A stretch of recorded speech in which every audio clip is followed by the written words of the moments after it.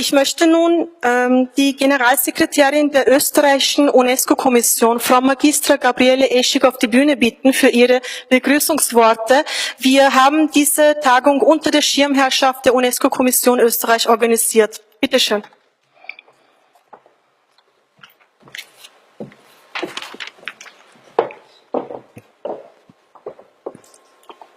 Sehr geehrte Damen und Herren, guten Abend. Es ist mir eine sehr große Freude und auch eine Ehre, heute Abend im Namen der österreichischen UNESCO-Kommission zu Ihnen zu sprechen. Wir haben sehr gern die Schirmherrschaft über diese Veranstaltung der Sasaki Sprachakademie übernommen, da auch bei der UNESCO natürlich das Thema Sprachen seit langem ein großes Thema ist. Die UNESCO ist ja die Organisation der Vereinten Nationen für Bildung, Wissenschaft, Kultur und Kommunikation, Information, die 1945 gegründet worden ist. Und die österreichische UNESCO-Kommission ist die Kontaktstelle, die Österreich 1949 errichtet hat. Die Vielfalt der Sprachen ist eine wichtige oder eine der wichtigsten kulturellen Ressourcen der Welt. Jede Sprache hat ihre Besonderheit und eröffnet einen bestimmten Blickwinkel auf die Welt. Insofern ist es der UNESCO schon seit Anbeginn ein großes Anliegen gewesen, die Vielfalt der Kulturen, die Vielfalt der Sprachen zu erhalten und deren Weiterleben zu unterstützen. Die UNESCO ist allerdings keine Entwicklungshilfeorganisation, sondern in der Zusammenarbeit der Staaten werden konsensfähige Modelle für Politikthemen erarbeitet und einige davon, bezugnehmend auf Sprachen, möchte ich Ihnen kurz vorstellen. Im Rahmen der Bildung hat die UNESCO schon immer ihren Schwerpunkt auf muttersprachliche Alphabetisierung und muttersprachlich basierte bilinguale und multilinguale Bildung gelegt. Und 1999 hat sie das grundlegende Werk zu Multilingual Education mit dem Dreisprachenmodell herausgebracht, das so schon damals sozusagen propagiert hat, dass jeder Mensch 3 Sprachen können soll, seine Muttersprache, die Sprache in dem Umfeld, in dem er lebt, also die Verkehrssprache des Landes und dann eine internationale Verkehrssprache, also das ist dieses Dreisprachenmodell.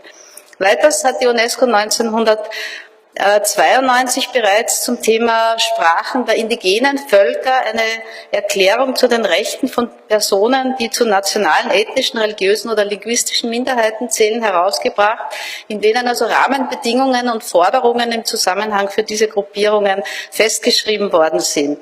Diese Erklärungen werden ja immer von den Mitgliedstaaten der UNESCO sozusagen beschlossen, das heißt einstimmig beschlossen, das heißt 195 Mitgliedstaaten haben sich zu dieser Erklärung sozusagen bekannt. Seit diesem Zeitpunkt gibt es auch den Internationalen Tag der Muttersprache, der immer am 21. Februar begangen wird, wo die Staaten, aber auch die internationale Staatengemeinschaft ihre Bemühungen so quasi zur Schau stellen kann oder beweisen kann. Im Bereich der Kultur sind 2 wichtige Völkerrechtsinstrumente zu nennen, die also das Thema Sprache sehr wesentlich beinhalten. Das eine ist die 2003er Konvention zur Erhaltung des immateriellen Kulturerbes. Und wir haben ja schon von Frau Aslan gehört, dass die Sprache, wenn sie nicht schriftlich fixiert ist, ja auch also sozusagen eine mündlich tradierte kulturelle Praxis ist, die dann sozusagen oft schwer fassbar ist, wo von Generation zu Generation auch immer wieder diese Erinnerungsarbeit und diese Erhaltungsarbeit geleistet werden muss. Ein Kapitel dieses immateriellen Kulturerbes widmet sich den mündlichen Traditionen und darunter auch besonders den Sprachen. Ein weiteres Instrument ist die Konvention von 2005 zur Vielfalt kultureller Ausdrucksformen. Und hier ist im Artikel 6 ganz explizit auch festgehalten, dass also die Staaten ihre Möglichkeiten nutzen sollen, kulturelle Ausdrucksformen zu fördern und auch im Rahmen von Aktivitäten, Waren und Dienstleistungen im Kulturbereich lokale Inhalte und lokale Sprachen also zu berücksichtigen. Zwischen 2000 und 2010 ist eigentlich die Hauptaktivität der UNESCO zu setzen mit der Herausgabe des Atlas der bedrohten Sprachen. Und schon damals hat die UNESCO prognostiziert, dass bis zum Ende des Jahrhunderts die Hälfte aller Sprachen, die heute auf der Welt existieren, von den 6000, also 3000 ausgestorben sein werden.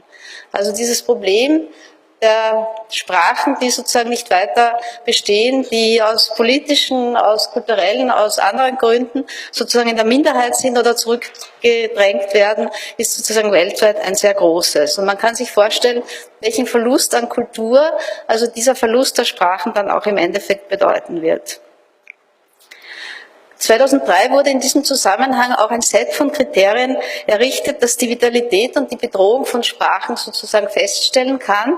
Und die UNESCO hat dann dreimal hintereinander, 1996, 2001 und auch 2009 und 2010, einen Atlas der bedrohten Sprachen herausgegeben. Leider sind diese Aktivitäten aus Geldmangel inzwischen eingestellt. Also die letzte Ausgabe wurde von Norwegen extrabudgetär finanziert. Inzwischen gibt es leider diesen Atlas nicht mehr.